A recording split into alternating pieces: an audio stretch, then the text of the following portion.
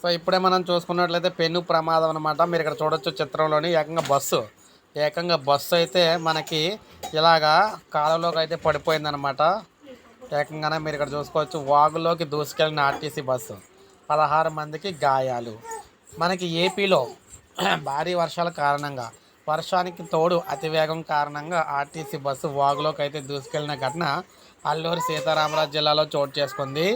రాజమహేంద్రవరం నుంచి నర్సీపట్నంకు 25 మంది ప్రయాణికులతో RTC bus వెళ్తుంది. రాజవొమ్మంగి మండలం బోర్న గూడెం శివార్లో బస్సు అదుపు తప్పి మామిడి చెట్టును ఢీకొని వాగులోకి అయితే దూసుకెళ్లింది. దీంతో ప్రయాణికులు ఆందోళనకు గురయ్యారు. అటువైపు వెళ్తున్న తేదెపా శ్రేణులు స్థానికులతో కలిసి బస్సు లోపల ఉన్న వారిని కాపాడారు. మొత్తం 16 మందికి గాయాలు కాగా జడ్డంగి పిహెచ్సికి తరలించారు. వీరిలో తీవ్రంగా గాయపడిన 6గురిని మెరుగైన వైద్యం కోసం రాజమహేంద్రవరం, నర్సీపట్నం హాస్పిటల్లో చేర్పించడం అయితే జరిగిందనమాట. సో ఈ విధంగా రాజమండ్రి నుంచి నర్సీపట్నం వచ్చే బస్సు పెను ప్రమాదానికి అయితే గురైంది. ఇప్పుడే మనకు అప్డేట్ అయితే వచ్చింది. ఒక లైక్ చేయండి, సబ్స్క్రైబ్ చేసుకోవాలి, మన ఛానల్ సబ్స్క్రైబ్ చేసుకోండి.